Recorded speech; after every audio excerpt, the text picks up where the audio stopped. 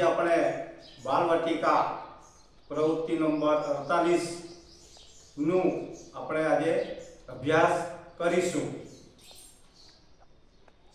તો આપણે પ્રવૃત્તિ કરતા પહેલા આપણે આજે શાકભાજી વિશે થોડીક માહિતી મેળવીએ। શેના વિશે માહિતી મેળવશું? તો આવી રીતે આપણા બોર્ડ બુક છે એવી રીતે આપણે બીજી પણ આગળ પ્રાણીઓ વિશે, પક્ષીઓ વિશે એવી બધી ઘણી બધી બોર્ડ બુકની આપણે માહિતી મળશે। આજે આપણે આમાં આ શાકભાજીની બોર્ડ બુકમાં આપણે થોડીક જોઈએ, ચિત્રો જોવાના છે આપણે અહીંયા। તો આ ચિત્ર શેનું દેખાય છે? પાલક। આ બાજુ કયું ચિત્ર છે? તુરી। ચલો અહીંયા શેનું ચિત્ર દેખાય?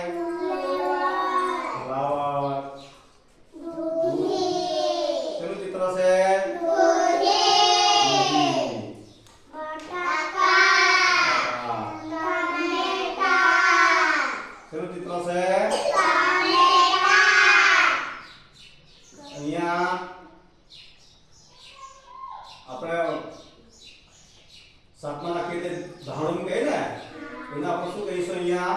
કોથમીર। શું કહીએ? કોથમીર।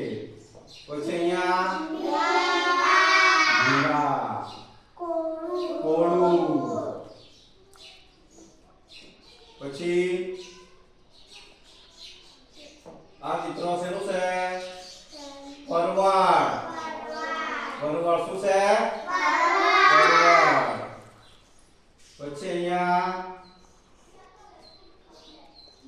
લાલ દેખાય છે તે શક્કરિયું। પછી આ બાજુ કાકડીને જાણી દીયા। પછી અહીં આ પણ શાકભાજીમાં ગણાય સુરણ। શું છે? સુરણ છે। પછી આ બીટ, ગાજર, બધું આપણે સરસ ઓળખી ગયા।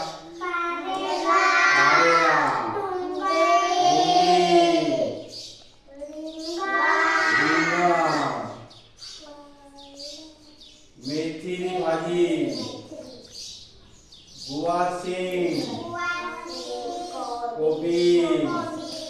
ખ્યાલ આવ્યો ને? આ બધી શાકભાજીનો આપણે એનો ઉપયોગ કરવાનો છે। શું કરવાનો છે? સારી તંદુરસ્તી મેળવવા માટે આપણે વધારે શાકભાજીનો ઉપયોગ કરીશું, બરાબર ને? તમે બધા શાકભાજીનો ઉપયોગ કરો છો દરરોજ? હા।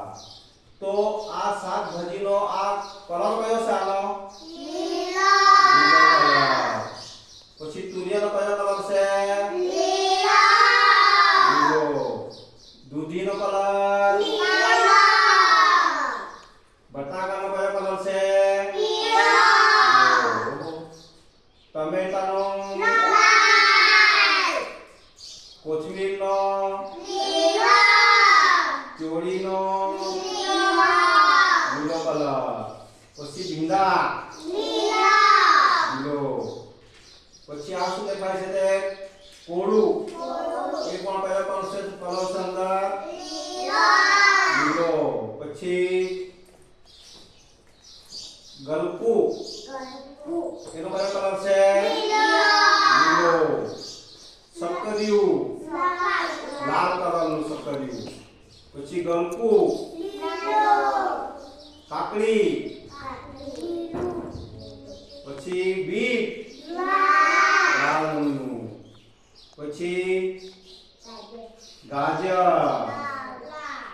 પછી કારેલું। પછી આ શું દેખાય છે? તેનો કલર કયો છે? પછી આ બાજુ રીંગણ છે। ખ્યાલ આવ્યો ને? આ બધાનો કલર પણ અલગ અલગ છે દરેક શાકભાજીનો। તો તમને કયું શાકભાજી સૌથી વધારે ભાવે તે મને કહેવાનું છે। ચલો એની કુમારી, તમને કયું ભાવે? રીંગણ ભાવે। કે એની બેનને કયું ભાવે? ટમેટા બહુ ભાવે। મને ગાજર અને ભાજી પણ ભાવે। દિયાન કુમારને શું ભાવે? તુવેર ભાવે। પછી બ્લેસી કુમારીને ટામેટા ભાવે, પછી સૃષ્ટિ કુમારીને શું ભાવે? ભેંડા ભાવે, ભીંડા. ખ્યાલ આવ્યો? તો આપણે વધારે પડતો શાકભાજીનો ઉપયોગ કરીએ તો આપણે થોડા તંદુરસ્ત રહી શકીએ અને સારો ખોરાક મેળવવાનો.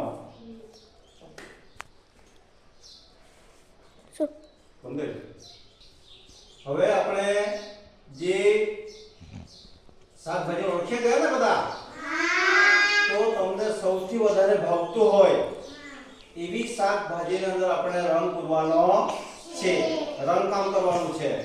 તો આપણે અહીંયા રંગકામ માટે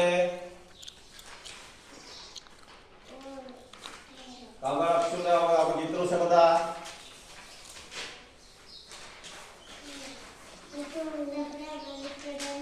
આપો આગળ.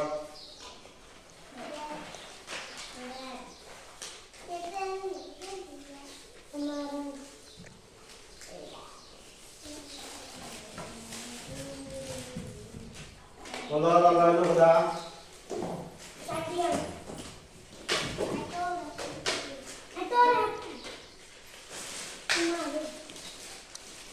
હવે આપણે ચિત્ર અંદર લીટીથી બહાર ના જાય તેનું ધ્યાન રાખીશું અને જે કલર ચિત્રમાં જે આપણે જે શાકભાજીમાં જે કલર આવતો હોય તે રીતે આપણે કલર પૂરીશું.